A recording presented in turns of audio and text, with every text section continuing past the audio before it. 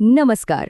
ઇનોવેશનની global રેસમાં ભારત હવે માત્ર એક સ્પર્ધક નથી પણ એક લીડર તરીકે ઉભરી રહ્યું છે. તાજેતરના ઇકોનોમિક સર્વેમાં જે આંકડા બહાર આવ્યા છે એ ખરેખર જોવા જેવા છે. એ બતાવે છે કે ભારત કેવી રીતે ઇનોવેશનનું એક પાવરફુલ એન્જિન બની ગયું છે. ચાલો આખી વાતને જરા ડિટેલમાં સમજીએ. આ નંબર જુઓ 38. તો આ છે શું?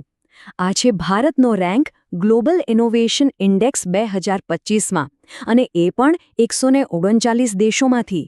અને સમજો, આ ખાલી એક રેન્ક નથી, આ તો એક જબરદસ્ત છલાંગ છે જે બતાવે છે કે ઇનોવેશનની દુનિયામાં ભારત કેટલી સ્પીડથી ઉપર જઈ રહ્યું છે. પણ આ 38 નંબરની અસલી કહાણી તો એની સ્પીડમાં છે. જરા વિચારો, 2015માં એટલે કે લગભગ 10 વર્ષ પહેલાં આપણે 81મા નંબરે હતા. ત્યાંથી 2019માં 66 પર આવ્યા અને હવે બૂમ, સીધા 38 પર. આટલી ઝડપી ગ્રોથ સાચે જ કમાલની વાત છે.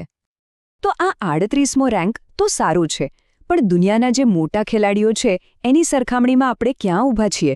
ચાલો આ ગ્લોબલ પિક્ચર પર એક નજર કરીએ. તો ટોપ પર કોણ છે?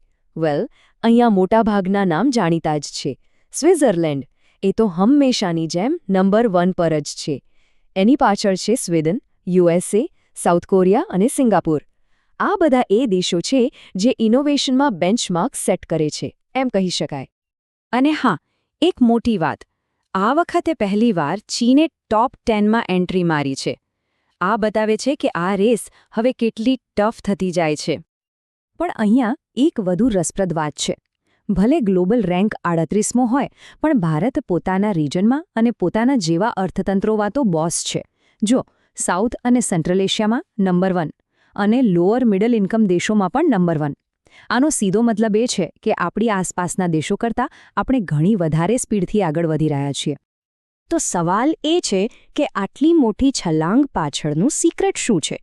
એવું તો શું છે જે આ ગ્રોથને પુશ કરી રહ્યું છે? ચાલો એ એન્જિનને જરા નજીકથી જોઈએ. આ ગ્રોથ પાછળનું એક સૌથી મોટું કારણ છે PLI સ્કીમ, એટલે કે પ્રોડક્શન લિંક્ડ ઇન્સેન્ટિવ. એકદમ સાદી ભાષામાં સમજીએ તો આમાં સરકાર કંપનીઓને કહે છે કે ભાઈ, તમે ભારતમાં વધારે માલ બનાવો, વધારે વેચો અને એના બદલામાં અમે તમને કેશ બોનસ આપીશું. આ સ્કીમ 2020માં શરૂ થઈ હતી અને ઓટો, ઇલેક્ટ્રોનિક્સ, ફાર્મા જેવા 14 મોટા સેક્ટર્સ પર ફોકસ કરે છે. અને આ સ્કીમના પરિણામો? એ તો આંકડા જ બોલે છે. સપ્ટેમ્બર 2025 સુધીમાં PLI સ્કીમને કારણે લગભગ 3 લાખ કરોડ રૂપિયાનું નવું ઇન્વેસ્ટમેન્ટ આવ્યું છે. 3 લાખ કરોડ! આ કોઈ નાનો આંકડો નથી. અને આ ઇન્વેસ્ટમેન્ટ માત્ર કાગળ પર નથી રહ્યું, એનાથી જમીન પર પણ ફરક પડ્યો છે. આના કારણે લગભગ 18.70 લાખ કરોડ રૂપિયાનું એક્સ્ટ્રા પ્રોડક્શન અને સેલ્સ થયું છે. અને સૌથી અગત્યની વાત, આ બધાથી લોકોને શું ફાયદો થયો? તો આ સ્કીમથી 12.60 લાખથી પણ વધારે નવી નોકરીઓ ઊભી થઈ છે, ડાયરેક્ટ અને ઇનડાયરેક્ટ બંને. PLI સિવાય બીજું શું? તો સરકારનો ફોકસ હવે છે સેમિકન્ડક્ટર્સ પર. આપણા ફોનથી લઈને ગાડીઓ સુધી બધે જ આ ચિપ્સ વપરાય છે, એટલે આ તો આજની ટેકનોલોજીની બેકબોન છે. અને ભારત હવે આ સેક્ટરમાં પણ આત્મનિર્ભર બનવા માંગે છે. અને આ ખાલી વાતો નથી, આના પર કામ પણ શરૂ થઈ ગયું છે. દેશના 6 રાજ્યોમાં 10 મોટા પ્રોજેક્ટ્સ પર કામ ચાલી રહ્યું છે. અને આમાં 1.60 લાખ કરોડ રૂપિયાનું ઇન્વેસ્ટમેન્ટ કમિટ કરવામાં આવ્યું છે. ટાર્ગેટ એક જ છે, ભારતને એક ગ્લોબલ સેમિકન્ડક્ટર હબ બનાવવું.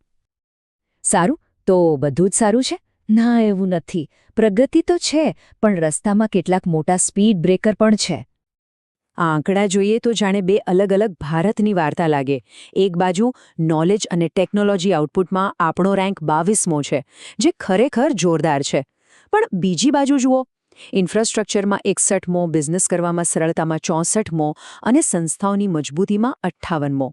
અહીંયા આપણી રેન્કિંગ ઘણી નીચે છે. તો સ્પષ્ટ છે કે આ એરિયામાં હજુ ઘણું કામ કરવાનું બાકી છે.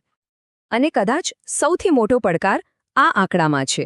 ઇનોવેશનનો આખો ખેલ R&D એટલે કે રિસર્ચ અને ડેવલપમેન્ટ પર ટકેલો છે, બરાબર? અને આપણે એના પર કેટલો ખર્ચ કરીએ છીએ? આપણી GDPના માત્ર 0.7%. આટલા ઓછા રોકાણ સાથે ગ્લોબલ લીડર બનવું બહુ મુશ્કેલ છે. તો હવે કરવું શું? પહેલું તો R&Dમાં પૈસા વધારવા પડશે. ખાસ કરીને પ્રાઇવેટ સેક્ટરે આગળ આવવું પડશે. અત્યારે એમનું યોગદાન માત્ર 36% જેવું છે. બીજું, યુનિવર્સિટીની લેબમાં જે રિસર્ચ થાય છે એને ઇન્ડસ્ટ્રી સુધી પહોંચાડવું પડશે.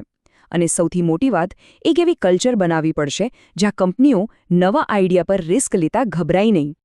ભલે પડકારો ગમે તેટલા હોય, પણ ભારતનું એમ્બિશન નાનું નથી. તો આખી સફરનો ફાઇનલ ગોલ શું છે? ભારત ક્યાં સુધી પહોંચવા માંગે છે?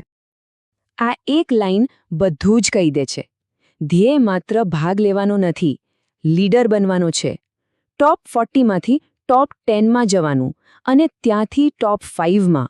આ એમ્બિશન સાથે જ આ બધા પ્રયાસો થઈ રહ્યા છે. આ મોટા ગોલને જોતા એક સવાલ મનમાં જરૂર આવે. જો ખરેખર ટોપ 10ની ક્લબમાં એન્ટ્રી લેવી હોય તો ભારતે એવું કયું એક સૌથી મોટું રિસ્ક લેવું પડશે જે ગેમ ચેન્જર સાબિત થઈ શકે?